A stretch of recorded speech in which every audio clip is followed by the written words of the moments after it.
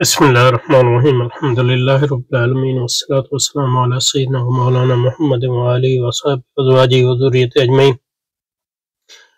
ربنا ظلمنا أنفسنا وإن لم تغفر لنا وترحمنا لنكونن من الخاسرين. اللهم ربنا لا علم لنا إلا ما علمتنا إنك أنت العليم الحكيم.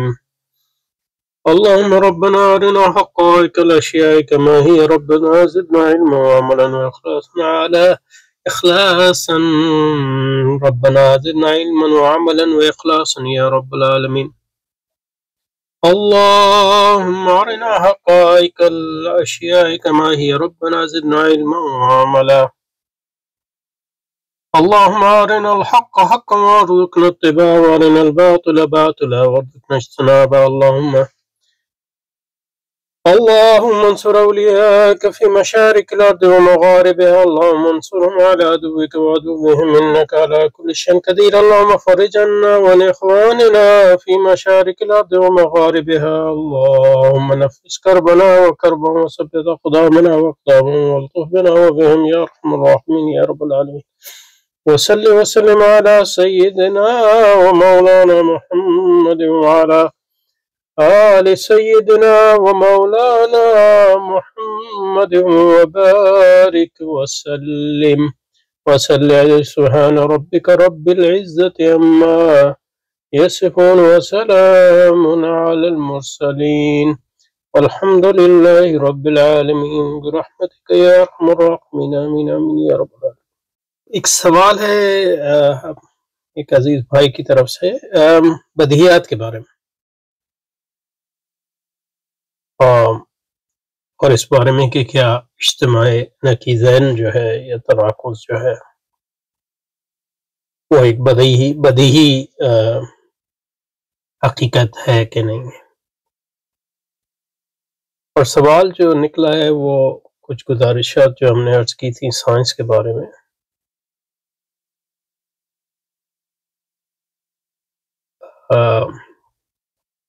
روس سے سرمایہ داری کے مطالعے کے ضمن میں، روس سے سرمایہ داری جو کتاب ہے،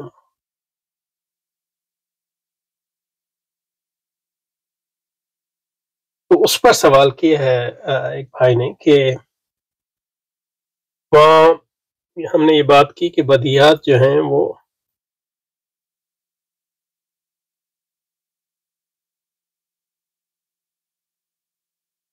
سیاق و سباق سے متعین ہوتی ہیں.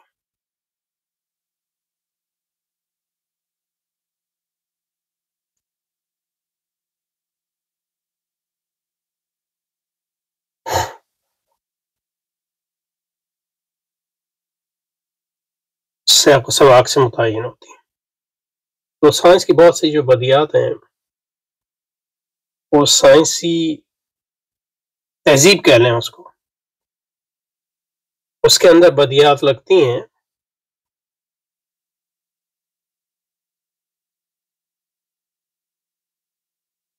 لیکن غیر سائنسی تہذیب میں وہ بدیہات سکتا ہے نہ لگیں. اور یہ مطلب ایک حقیقت ہے، اس سے انکار نہیں کیا جا سکتا کہ بہت سی چیزیں جو ایک سیاق میں، اور وہ سیاق جو ہے معاشرہ بھی ہو سکتا ہے، فرد بھی ہو سکتا ہے، زمان اور مکان کا اختلاف بھی ہو سکتا ہے، وغیرہ وغیرہ بہت سی چیزیں سوچی جا سکتی. ایک چیز جو ہے ایک سیاق میں بدی نظر آئے اور دوسرے میں نہ، یہ تو ممکن ہے بالکل. یعنی مثلا یہ کہ مسلمانوں کے معاشروں میں یا حتیٰ کہ مغربی معاشروں میں بھی 200 سال پہلے خدا کا وجود ایک بدیہی حقیقت تھی.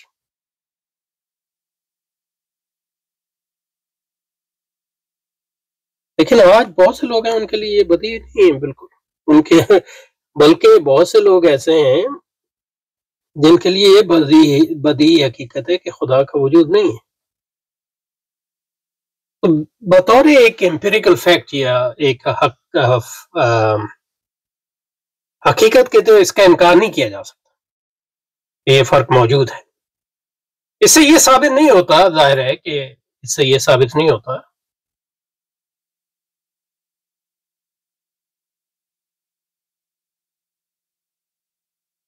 کہ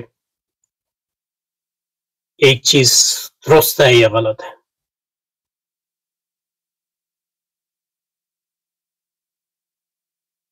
تو کہنے کا مقصد یہ ہے کہ بداہت جو ہے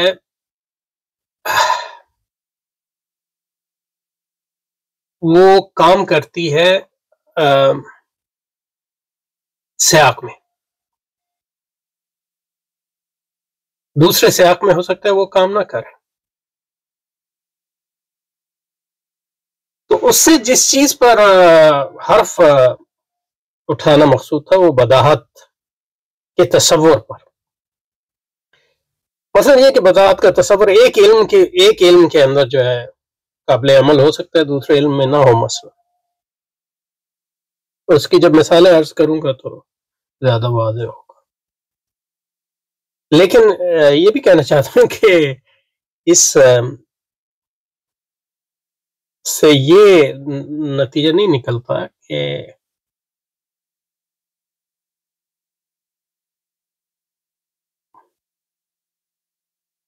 خدا موجود ہے، خدا موجود نہیں ہے.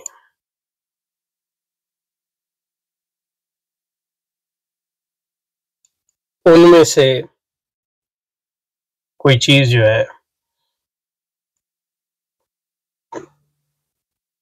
اس بنیاد پہ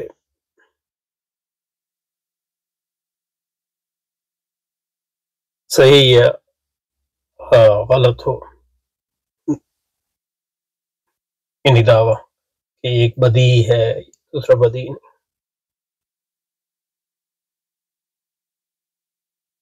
تو جو کہنے کا مقصد یہ تھا کہ بداہت جو ہے کوئی ایسی چیز نہیں ہے جس کی بنیاد پر آپ جو انسانوں کے درمیان اختلافات ہیں، خاص طور پہ جوہری اختلافات ہیں، ان کو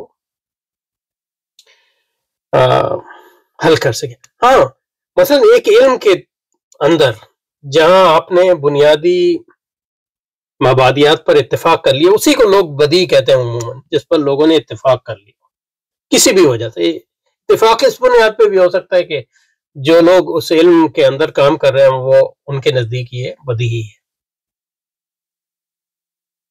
تو اس علم کے اندر جہاں اس قسم کی بدیہات پر اتفاق ہو، اور جب تک اتفاق ہو، ان بدیہات کو اختلافات طے کرنے کے لیے استعمال کیا جا سکتا ہے.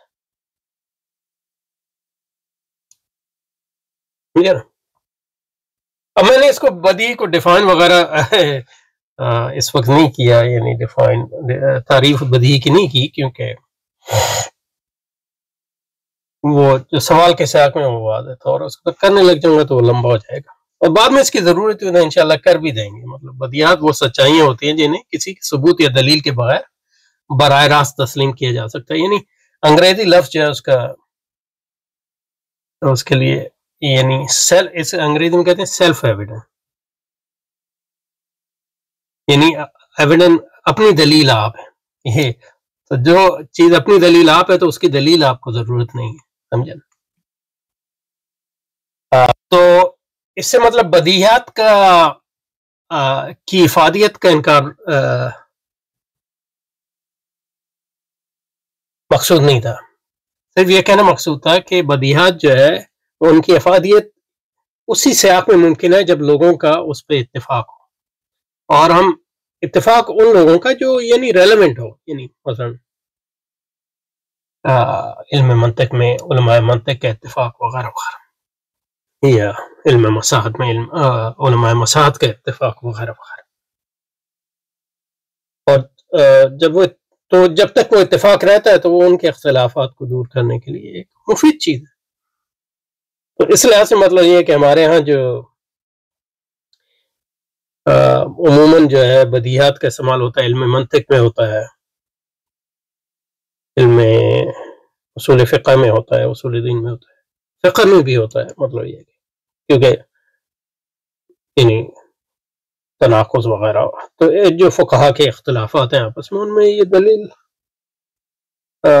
لاگو ہوتے. لیکن یہ کہ اب اس لیے مطلب اس کا جیسے امام غزالی نے جب تحافت لکھی تو اس میں نے نوٹ کیا، یعنی بین السطور پڑھنے سے، یعنی بعض لوگ پھر مجھ پہ اعتراض کرتے ہیں امام غزالی کی طرف باتیں منسوخ کرتے ہیں.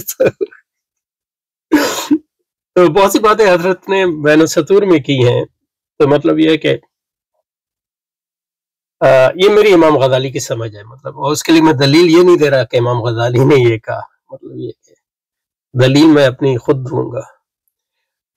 لیکن امام غزالی کی جب تحافت کا میں نے مطالعہ کیا کچھ بہت عرصے پہلے، اس پہ کچھ ویڈیو بھی بنائے تھے. ابھی انشاءاللہ اس کی تفصیلی اس کو پر دوبارہ جائیں گے، وقت اتنا نہیں ہوتا تھا، ہزاروں خواہشیں ایسی کہ ہر خواہش پہ دم نکلے، بہت نکلے میرے ارمان، لیکن پھر بھی کم نکلے. یا زیادہ بہتر ہوا جو حضرت امام علی کرم اللہ وجہہ الکریم نے فرمایا کہ میں نے اپنے رب کو پہچانا اپنے عزائم کے فسخ، یعنی عزائم کے ٹوٹنے سے، یا ان کے عزائم کے مکمل نہ ہونے سے. تو ایک ہماری یہ بھی عزیمت ہے کہ عزم ہے، یعنی عزیمت نہیں، عزم ہے کہ حضرت امام غزالی کی تحافت کا جو ہے بالاستیاء مطالعہ کیا جائے، یعنی آن لائن، یعنی ویڈیو بنایا جائے اس پہ. بہرحال تو کہنے کا مقصد یہ ہے کہ جب امام غزالی نے، تو امام غزالی بدیہات کا انکار نہیں کرتے منطق میں اور اصول فقہ میں، اور آپ نے جو ہے مطلب ان لوگوں میں سے ہیں جنہوں نے اصول فقہ میں منطق داخل کی، ان معنوں میں کہ آپ نے اس کو مقدمہ بنا دیا اصول فقہ کا، آپ کی اپنی جو عظیم الشان کتاب ہے المستصفیٰ کا. تو اس لیے بنایا کہ اصول فقہ میں اور اصول فقہ میں جو ہے منطق کے اصول جو ہیں وہ کارگر ہیں، مفید ہیں، ان میں سے ایک بدیہات بھی ہے.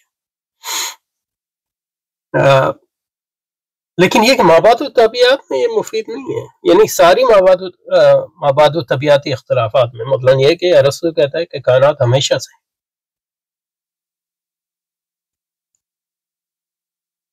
امام غزالی کہتے ہیں کائنات جو ہے وہ وقت میں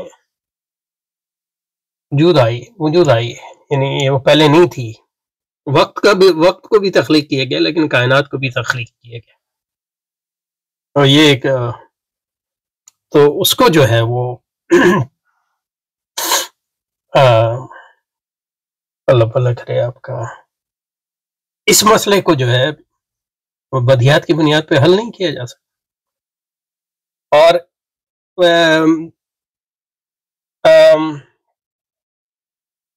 تحافت میں امام غزالی اس لیے بار بار کہتے ہیں کہ تم کہتے ہو یہ چیز بدیہی ہے، لیکن اگر یہ بدیہی ہوتی تو کلام اس پہ اختلاف کیسے ہوتا؟ یہ امام یعنی ڈائریکٹلی کہتے ہیں، آلموسٹ کوٹ کر رہا ہوں آپ. تو جس چیز پر تو اس کا یعنی مثبت اگر امام غزالی کی طرف منسوخ کرنا چاہیں، یہ ہے کہ امام غزالی کے نزدیک جس چیز پر وکلاء کا اختلاف ہو وہ بدی نہیں ہو سکتی. تو یہ وہی بات ہے جو ہم کر رہے ہیں سیاق والی،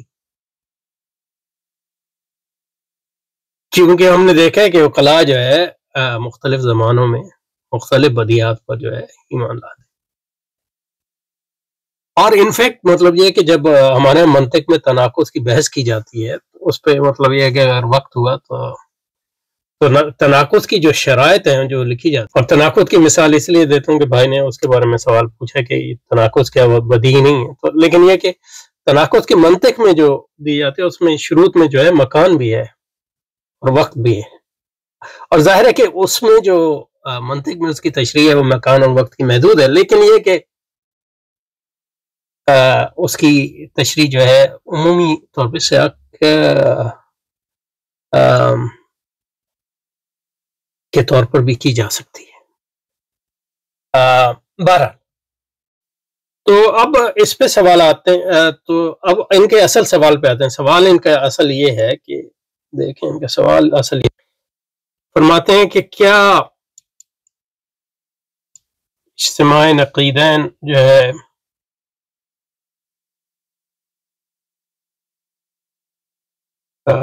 بدی ہی نہیں ہے.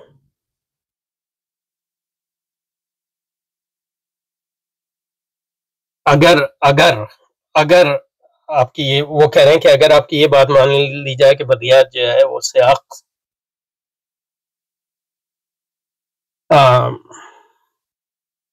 سے مرتب ہوتی ہیں اور سیاق سے متعین ہوتی ہیں، اور سیاق کے بدلنے سے بدیہات جو ہے ایک چیز بدیہی جو ہے غیر بدیہی ہو جاتی ہے.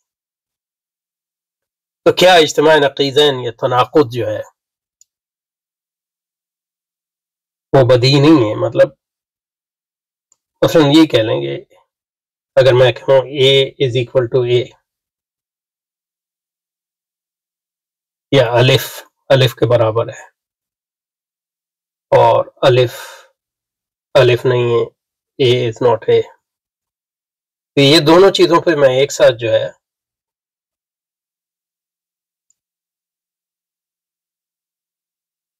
اگر بلیو کرنا چاہوں، اس کو بھی مانو اس کو بھی مانو، تو یہ تناقض کا مرتبہ ہوں، اور تناقض ایک بدیہی چیز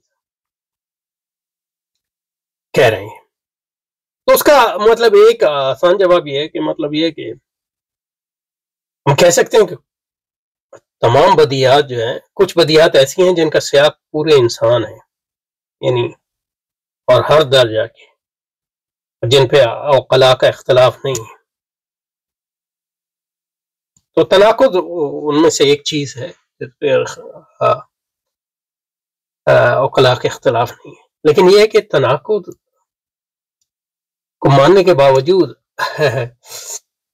اس کی جو عملی اطلاق ہے یا اپلیکیشن ہے وہ بہت مشکل ہوتا ہے.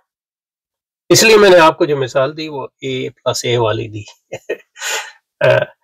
جو بالکل ہی یعنی بدیہی ہے. یعنی آپ کہیں الف ہے اور آپ کہیں الف نہیں ہے، یہ دو چیزوں کو ایک ساتھ جو ہے اب نہیں مان سکتے. تو اس قسم کی اس پہ بھی یعنی لوگوں نے مطلب یعنی کوائن ایک بہت بڑا امریکی فلسفی گزرا ہے، وہ کہتا ہے کہ یہ A+A اور A جو ہے یہ متناقض صرف ہماری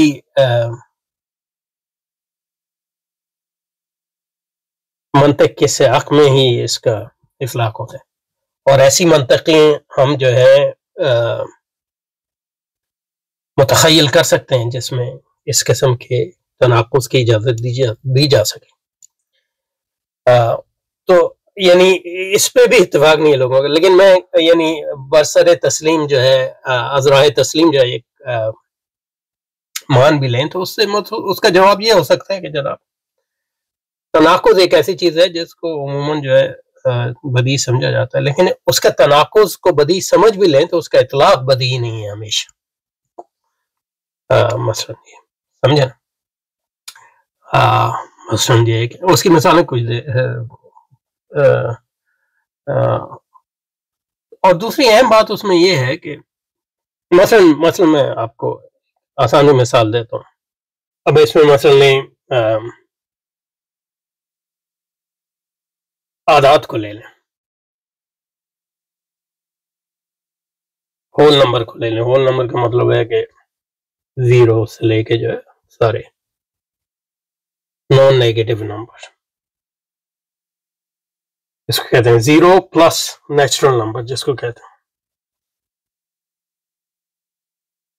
ہیں نان نیگیٹو انٹیجرز. تو اس پہ ریاضی دانوں کا اتفاق ہے کہ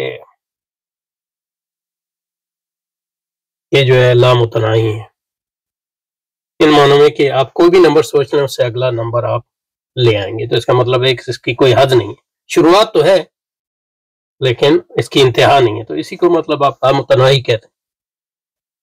گو کہ حقیقی لامتناہی وہ ہوگا جس کی آغاز بھی کوئی نہیں ہے اور انجام بھی کوئی نہیں. دوسری طرف یہ نمبر لے لیں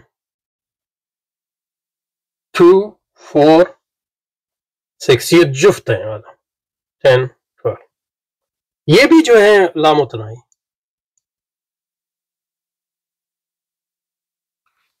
لیکن اس میں تضاد یہ ہے یہ اس کو سیٹ اے کہہ لیں، اس کو سیٹ بی. سیٹ بی جو ہے یہ سارا سیٹ اس کے اندر ہی موجود ہے. تو اس کا مطلب ہے کہ یہ کل جو ہے لامتناہی ہے اور اس کل کا جز بھی لامتناہی. تو اس کا مطلب ہے لامتناہی کے اعتبار سے جو ہے جز اور کل جو ہے وہ دونوں ایک ہے. دوسرے الفاظ میں اگر سیٹ تھیوری یہ جو ہے اس کا سب سیٹ ہے ایک بی جو ہے بی جو ہے اے کا سب سیٹ ہے، اے کا سب سیٹ ہے یعنی اس کے اندر ہے. یعنی اگر سب سیٹ آپ وین ڈائیگرام ڈالیں تو یہ اے اگر یہ ہے اے اور بی جو ہے اس کے اندر ہے، یہ اے ہے اور یہ بی ہے، یہ اس کے اندر ہے، لیکن ہے دونوں متناہی لامتناہی. تو لامتناہی متناہی کے اندر کیسے ہو سکتا ہے؟ تو اس کے اندر ہے، اس کا مطلب یہ متناہی ہے. تو یہ بی جو ہے متناہی بھی ہے لامتناہی بھی ہے، تو اس میں تناقض آ گیا. تو یہ تناقض کی مثال آپ میں نے کہنے کا یہ اطلاق جب کریں گے اس کا کہنے کا مطلب ہے، اس کا جواب یہ ہے کہ آپ کی بات کا جواب یہ ہے کہ جو میں نے پہلے کہہ دیا کہ سیاق یعنی منطق میں اصول فقہ میں ایک خاص علم کے سیاق میں جہاں علماء بدیہات کسی چیز کو بدیہات سمجھتے ہیں، جب تک اس کو بدیہات سمجھتے ہیں وہ ان کو ہم بدیہات جان سکتے ہیں اور مفید بھی ہیں. لیکن اس کا مطلب یہ نہیں ہے کہ وہ اس کا اطلاق ہم ان علوم پہ کرنے لگیں جن میں جو ہے علماء کا اتفاق نہیں ہے کہ وہ بدیہات ہیں یا عقلاء کا اتفاق نہیں. تو اس کا مطلب یہ ہے کہ منطق کے جو بداہت کے جو اصول ہیں وہ ان کا اطلاق ہم اصول فقہ اپنے اس پہ کر سکتے ہیں، لیکن اس کا اطلاق مواد و طبیعت میں مسئلہ نہیں ہو سکتا یا ریاضی کے جو دقیق مسائل پہ نہیں ہو سکتا یا کوانٹم فزکس پہ بھی نہیں ہو سکتا. سپر امپوزیشن وغیرہ کی مثال میں نے اس لیے نہیں دی کہ وہ وہاں تناقض اتنا واضح نہیں ہے، کیونکہ تناقض ہوتا ہے جب تک آپ وہ پھر کوانٹم فزکس کے دقائق میں جانا پڑے گا. تو یہ آپ کا جواب ہے جناب اس وقت جو ذہن میں باتیں آئیں گی. لیکن یہ ایک لمبی بحث ہے، اس میں ہماری تحقیق کا جو میری اپنی ذاتی تحقیق یعنی اس میں میری دلچسپی ہے. یہ نہیں کہہ رہا کہ میرے پاس اس کے جوابات ہیں، لیکن یہ اس کے ایک تحقیق ہے جو جاری ہے. لیکن اب تک جو میں سمجھتا ہوں وہ جو میرے خیالات کا جو خلاصہ ہے وہ میں نے پیش کر دیا. سبحانک اللہم و بحمدک نشہد ان لا الہ الا انت نستغفرک و نتوب الیک. وصلی وسلم علی سیدنا محمد وعلى آل سيدنا ومولانا محمد وبارك وسلم وسلم. سبحان ربك رب العزة عما يصفون وسلام على المرسلين والحمد لله رب العالمين برحمتك يا أرحم الراحمين. آمين آمين يا رب العالمين.